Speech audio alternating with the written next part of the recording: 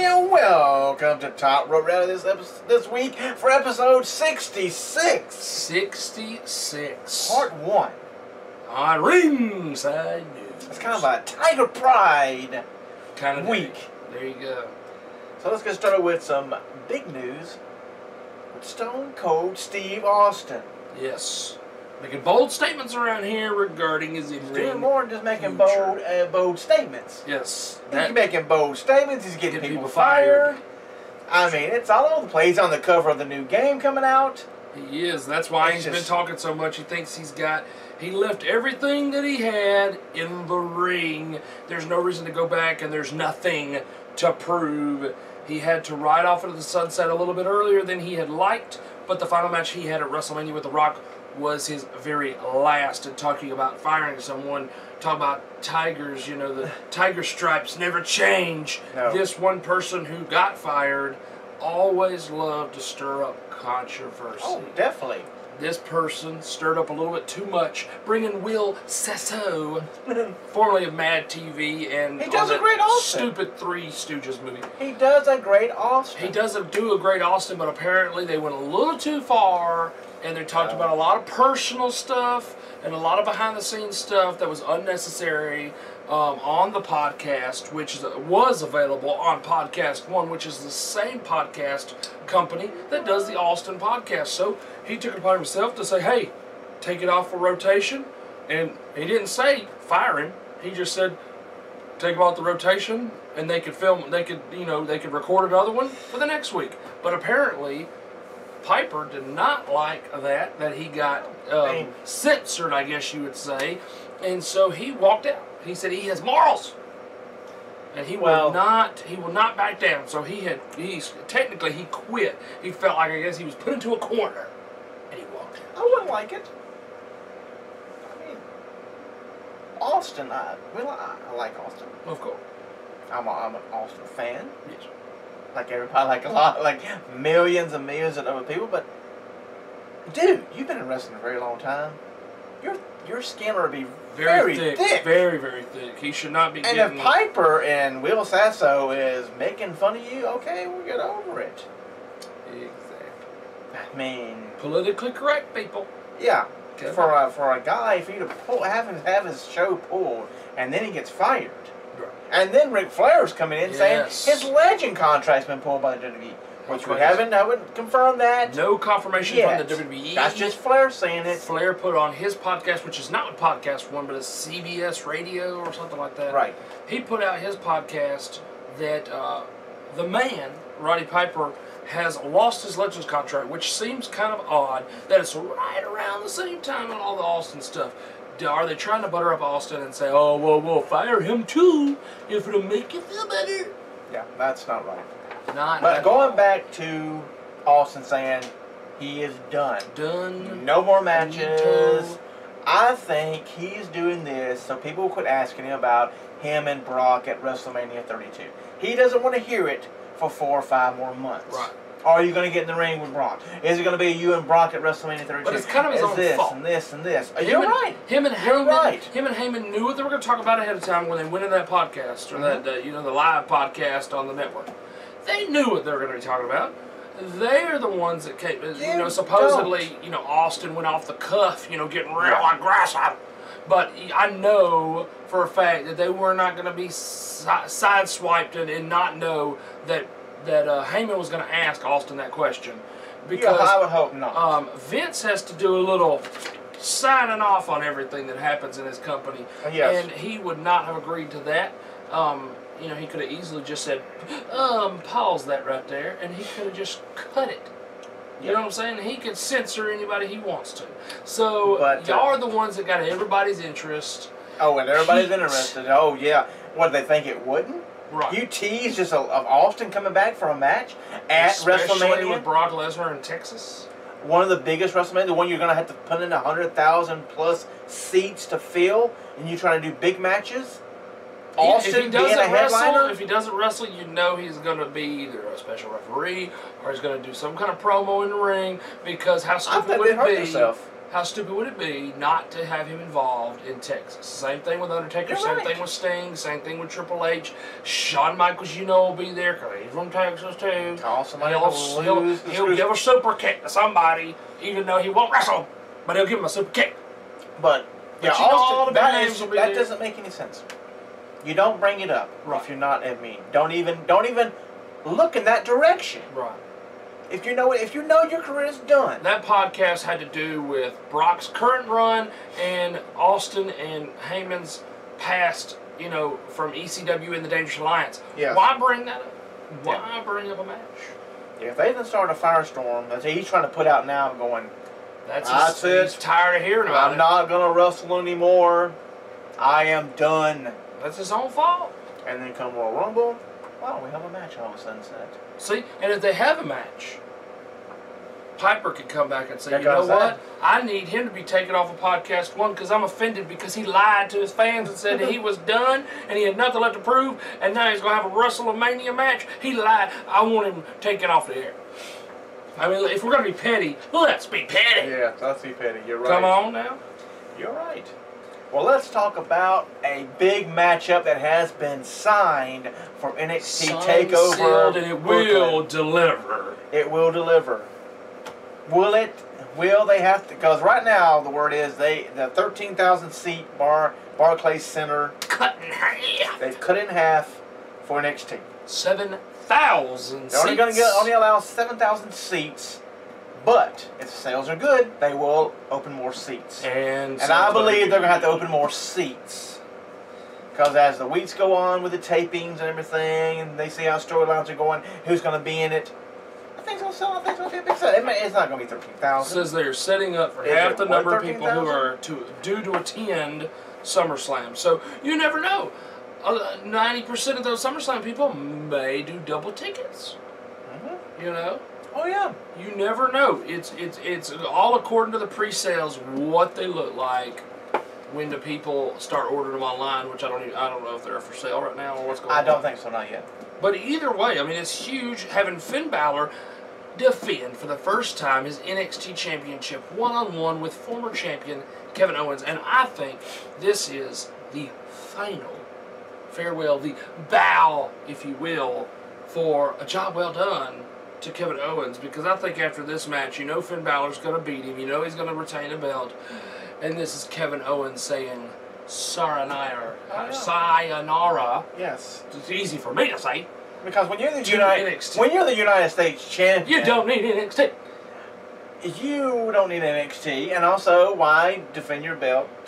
Come down there and try to win the NXT title when you're United States. Exactly. You stay in the United States. And let's hope and pray that they continue to make the U.S. belt look good on Owens like they have been on Cena, because if they drop the ball while Owens has that belt, it will tarnish his career. I think they will.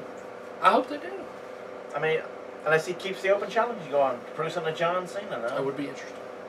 Sound better man than John. Change the title then at that point to the television title. Yeah. Because apparently it's being defended every week.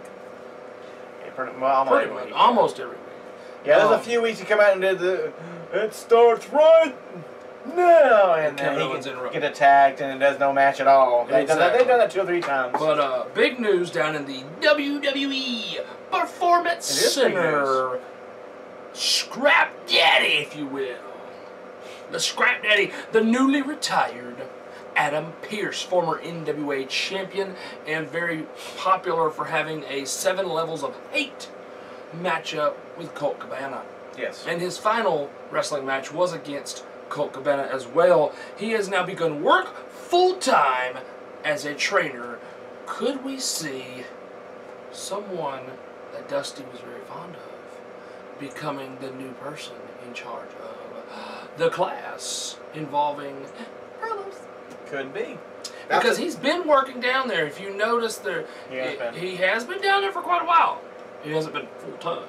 But he's been there at all these tapings. He's taking pictures at the Performance Center, and I've got him on Facebook, and he's posting a lot of pictures that when him and Dusty was around with each other and stuff like that. And he's been around for a while down there. So it would be interesting to see where that goes with him. I don't know if he's just going to be a regular trainer, if he's going to do classes, But hey, being a trainer down there, Adam Pearce, is good news for NXT. Yes. So I mean, and a guy who never. That's the amazing part about some of these trainers. Most of them never proved themselves in WWE, but yet Triple H has got the confidence. Adam Pearce did not work full-time in WWE. I mean, he did some dark matches with her. Sarah Del Rey, not WWE. Nope. Norman Smiley was a WCW guy.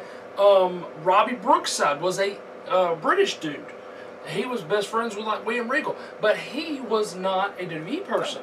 I love them doing that. Yes, because it brings, and they have Sarita has been coming from Mexico, she's Dark Angel, I think, in CMLL or whatever.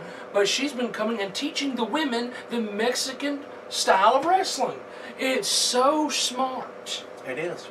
So, my gosh, it's about time they figured out how to do their jobs. You know what I'm saying? It is, Hunter. It's taken a while, though. I mean, with the OVW and FCW and Deep South and all that junk, yes. I mean, finally it's evolved to something that truly is worthwhile, you know, because for the longest time, besides the class with Cena and Batista and Randy Orton and Shelton and Charlie Haas, those type guys, and Brock, of course, after that class was over with, it was just everything went downhill, and it's like, what's going on? The people that they're bringing in are just falling flat. They're not connecting. Nope. There was a misconnect somewhere with the training and then coming onto the main roster. So I'm so glad they're doing this the right way. Some more good news for Ring of Honor. Yes. Austin Aries is coming back. And he'll be returning to Ring of Honor on July 17th in Las Vegas. Yes, that's going to be a big news, and I think they probably added him to the Las Vegas one because, I mean, that's huge, and I think they also added him. Yes, they added him to the where are they going to be at for SummerSlam? Brooklyn. They added him also to the Field of Honor show for Ring of Honor, and because they're going to be in like some baseball field or something like that. And good news for Global Force Wrestling as well. Yes. They've added Mickie James, which is a good pickup for them. Yes, and they announced a women's title tournament. And the women they've been having on there.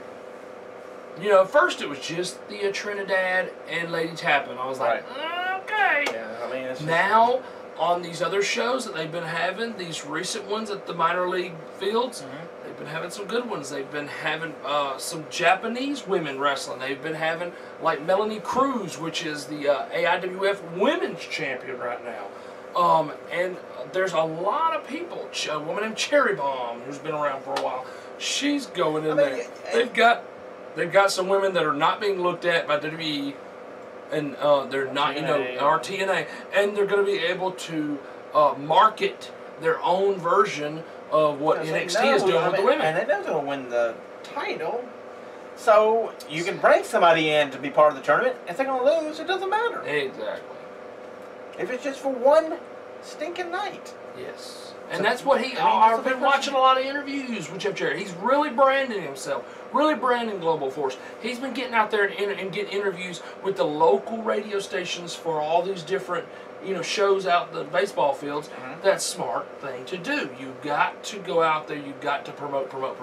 But he's been talking about how the roster, because the guy said, well, we've been seeing these random names and stuff that you've been having at some of the, baseball field shows. But what does the Global Force roster look like for Las Vegas?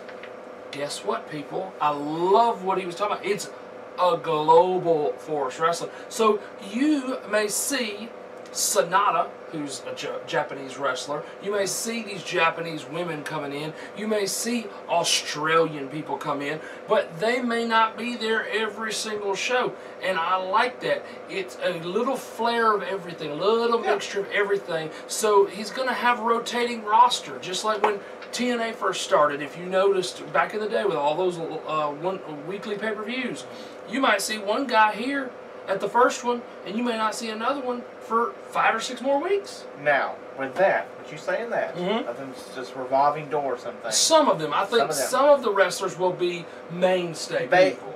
they have to tell stories too. Oh yeah. We cannot just have random matches. They won't survive. They have to have a core group to tell a story. To bring in these people. Okay, you're here for 3 weeks and then you're gone. You're part of the story, and when the story ends, you're gone. And this other guy comes in from England. And he's in here for a while, then he's gone. And some of them may be just people they bring in. That's right. That just lose. You know, and to make the core people look good, that there's no story involved with that. But as long as, back in the day they had jobbers. They did it right, WWE, back in the day. But if they do that, bringing in random people just to get them the exposure, even if they lose at one time, they may come back in 3 months. And in 3 months, because they showcased what they could do in that losing effort, Jeff Jarrett was saying, you know what? In 3 months, I could put him in this story right here, and he'll work. Jarrett has to. The shows have to have storytelling. Yes, I mean it has to make sense. There has to be storytelling. You can't have 6 matches 1 week, and then next we have totally 6 different matches, and then another, or 8 or whatever he has. And I do think that some of them, kind of like how Ring of Honor and House of Hardcore do. Some of them will probably be, not really filler matches, but some of them will be maybe dream matches. Like this person against this person, and maybe not as much story involved in those, but as long as a portion of the matches have stories to them, then you can have mixture of that. Yes, you can. But you can work off that. I'm just wondering what they're going to do with Vegas. Are they just going to film tons of stuff at one time? I don't know. They're talking about doing the women's title tournament in Vegas. They're talking about the Bobby Roode's going into the title tournament for the Global Force title. How quickly are they gonna name them all in that one taping? Are they gonna put so many tapings together at one time that they name the tournament? The tournament should be a month's worth. Exactly, but are they gonna do 4 shows at one time? Because I don't want them. I know what they're trying to do. They're trying to put enough material together to go shop the material around to different TV stations, or to Netflix, or to this or to that. Which is totally fine. Just don't film too much, and then when it does finally come out, they're like, well, we already know what happened, so we don't want to watch it, because you want that initial spark interest. You do. You don't want it to be like TNA, where like, well, I'm not going to watch that. I already read what happened, and it's not that big of a deal. No. Not shocked. Why are you trying to shock me when I know what the... It's like, 12 months ago, they filmed this, and they finally got a TV deal, and I already know Magnus is the world champion, and Mickie James is the women's. You got to tease stuff, you're like, oh, we got a special person coming into the company, who will it be? And you're like, well, look back to, it was him or her. Or so hopefully they do it right, hopefully they don't mess it up, but we'll see. But going on from there, Kurt Angle has undergone successful surgery on a benign tumor in his neck this week. He's recovering nicely. Shouldn't miss too much time away. I heard like 3 weeks. And they may even be back in a non-wrestling capacity for the upcoming TV taping. Yeah, so he'll be good on that. But that's good for Kurt. And this is shocking. Apparently, ratings are not good. Nope. Because 20-year employee. 20-year high-ranking employee, the VP, if you will, the Vice President of Content, Lisa Scott Lee, which is a weird name. Lisa Scott Lee is fired after recent poor TV ratings. So she's the one who gets the scapegoat. You start with that one, and then you scratch your butt and your head at the same time and wonder, well, what do we do now? Exactly. Still down. So, because guess what? No matter if she's vice president of content or not, there's one guy that goes, signs off on it. So the be-all, end-all should be the one to take the blame for it. Oh, he's not taking the blame. Nope. And then, speaking of female, this was very surprising. We went from Mickie James to a high-ranking employee, 20 years getting fired, and now someone has decided to walk the aisle one last time. She's walking it for TNA, though. No, not here. Not here. Her final match. Okay, so she's done Japan. Done the TNA thing already. Yeah, she did the TNA thing. That was taped. Whatever. It may come out after she's officially retired, but she already did it. Her last official match. Thank goodness. Ooh. Right? You don't want that to be your last thing. Her last official match will be in Japan, because that's the way to go out. That Japan is very close to her heart. And so, Serena Dub, ladies and gentlemen, I think that's Dub, something. Anyway, Serena, who was famously the one female that got her hair shaved off by Mr. CM Punk / cult-looking Jesus. in the what's the name of the Straight Edge Society? The Straight Edge Society, along with good Luke Gallows and Joey Mercury. And then Serena got fired because she was seen publicly drinking. You gotta live the gimmick, even though most of them don't live the gimmick. Yeah. But yet we gotta live the gimmick like they did back in the 70s and 80s. I'm so confused. Yeah, that's another thing, a scapegoat for some reason. Exactly. They don't live the gimmick when you're fighting one time and then you're together out promoting something together. Exactly. Why aren't you fighting them? What are you all doing here at this Make-A-Wish Foundation or breast cancer thing or this promoting this movie and then you're like... Well, kind of like the other day when they had the Comic-Con. I saw the video of it. Comic-Con, that's another, yes. Comic-Con, and you had Kevin Owens, and then separating Kevin Owens was Charlotte, and then after Charlotte was Sami Zayn. If I was Sami Zayn, I want to get my hands on Kevin Owens because he put me out of action. And then the final person at the very end of the table was the champion, Finn Balor. So if I'm Kevin Owens, at this point, you got a three-way battle because Sami Zayn wants his hands on Kevin Owens for putting him out, and then Kevin Owens is pissed because he lost the NXT title. So why wouldn't we have a three-way brawl right there on the stage? That's right. You know, if you want to live the gimmick, that's the way you live the gimmick. I will not be in the same room with him at the same time. You can interview me separately, and I'm gone. That's how you work that. Or set it up to where you have a battle out there. Exactly. Hey, that'd get some press. You want some press? That'll get you some press. There you go. But ladies and gentlemen, we are moving on to something very, very interesting, ladies and gentlemen. We said it's a Tiger Pride kind of week. Right here on episode 66. Because Top Road Rally was, how you want to say it, on the road again. We were on the road again, live and in living color, if you will. In public.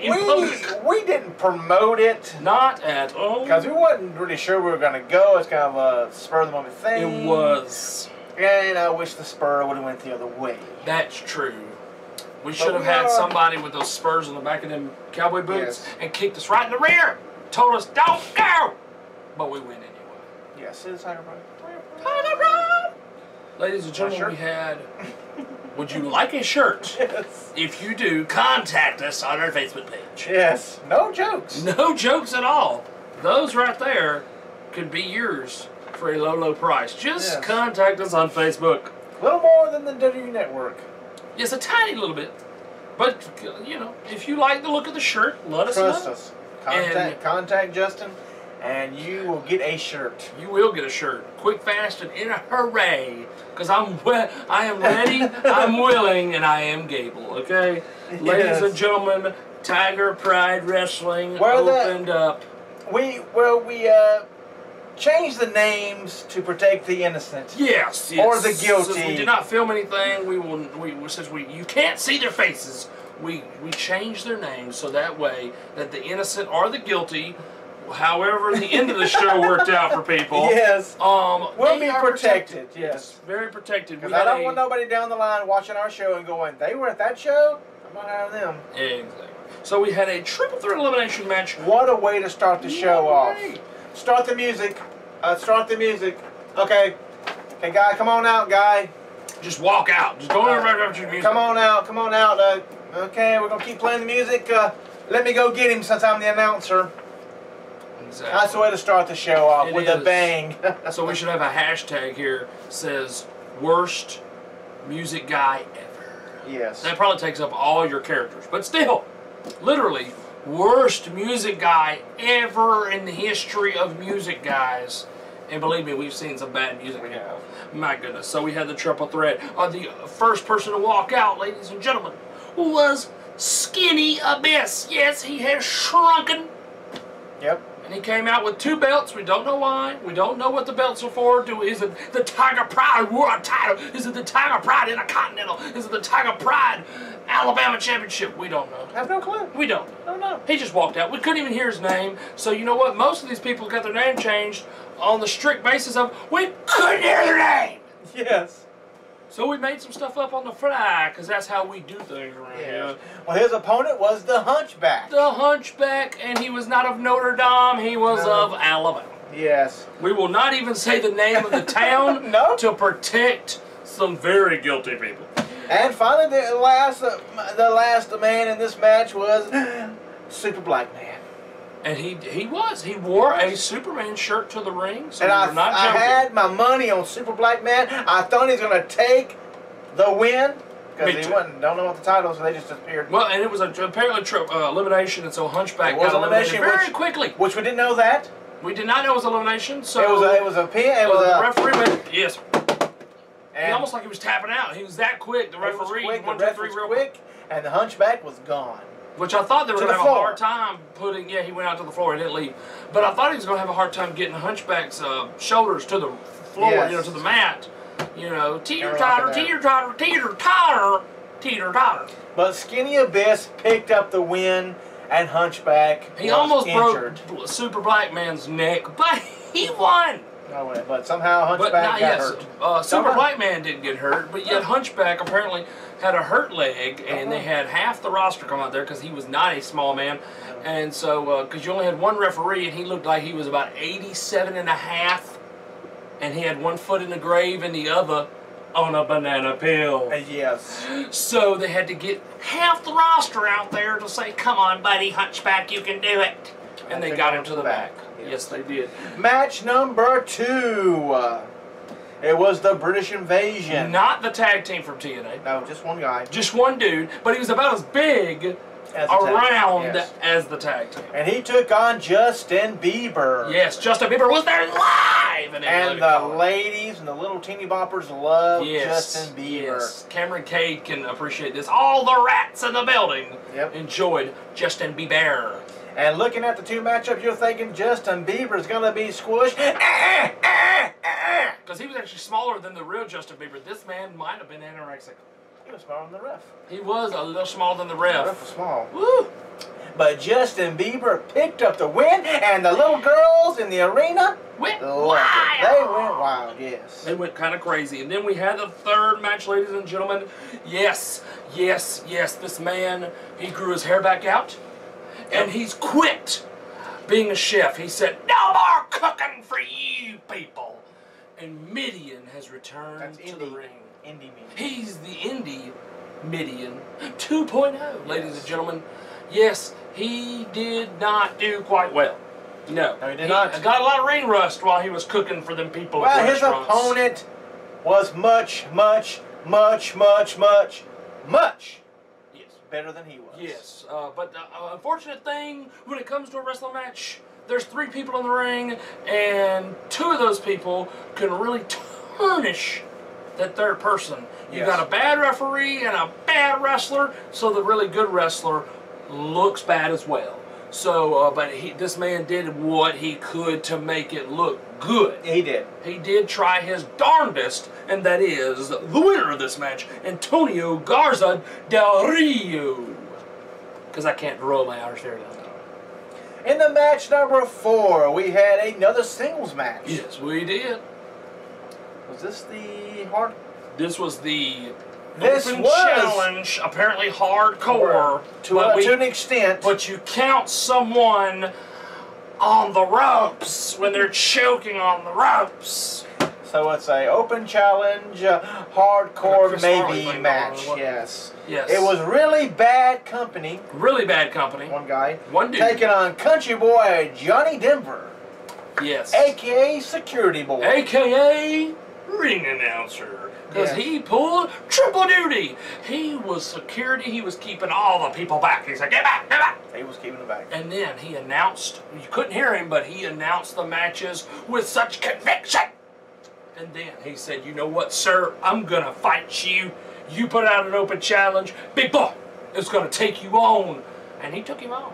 He took him on. But he come up a little bit short. A little bit short, and he lost to a man. Really bad company picked up the win. He lost to a man that apparently... I forgot about that. I tried to wipe my brain of that. He really is a big fan of...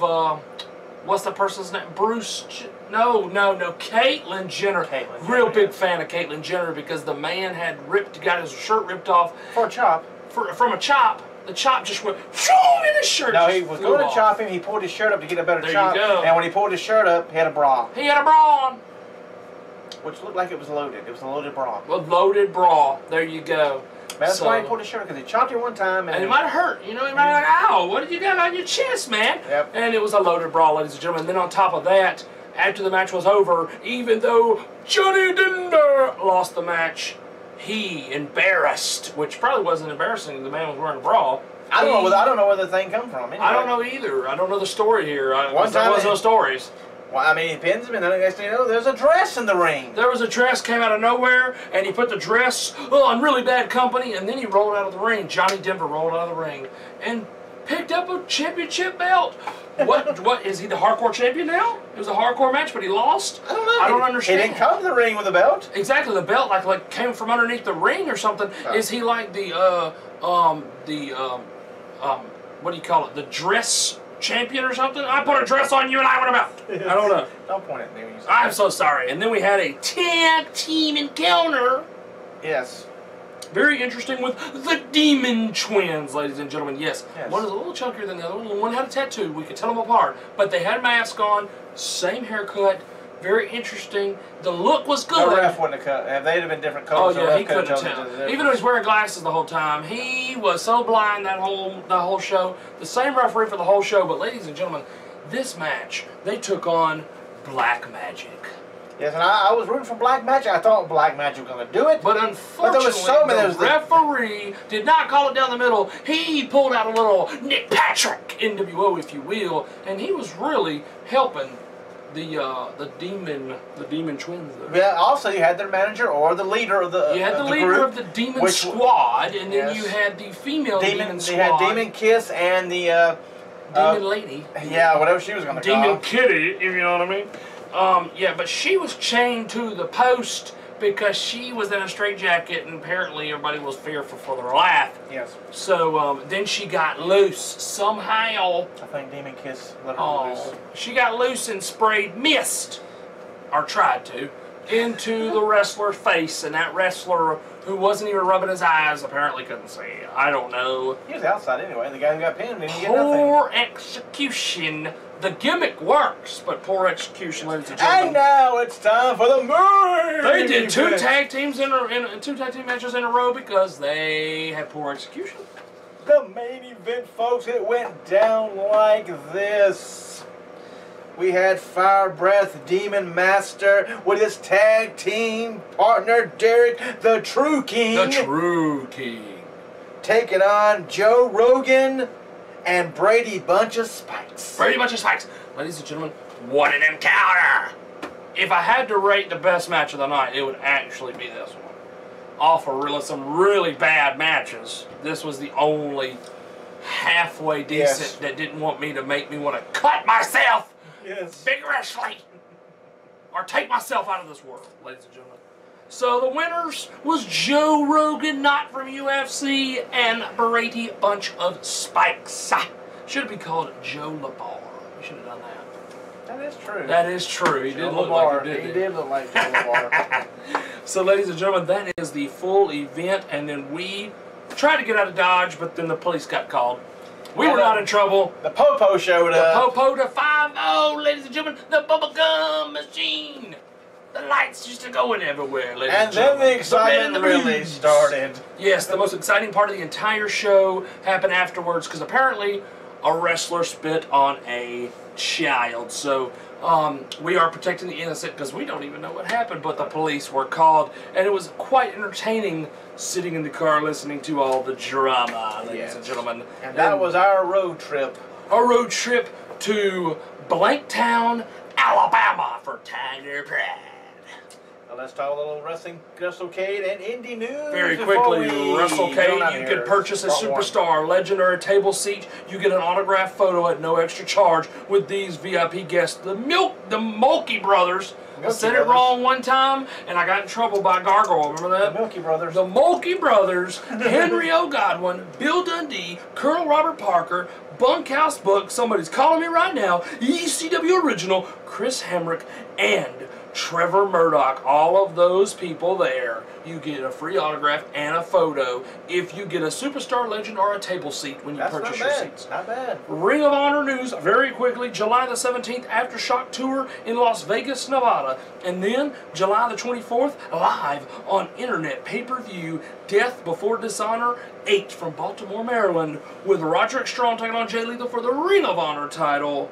And then the next night, they will continue their Aftershock Tour on July 25th in Baltimore, Maryland. So it sounds like they got the same venue 2 nights in a row, ladies and gentlemen. There's nothing wrong with that. There's nothing wrong with that because it probably made the event, the building cheaper.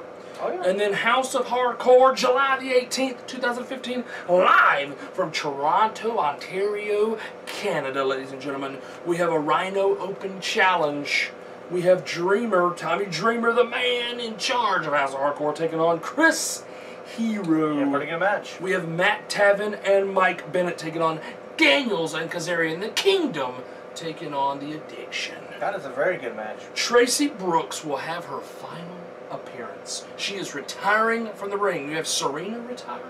You have Beulah McGillicuddy has retired at the last House of Horror event. And then Tracy Brooks. It's weird.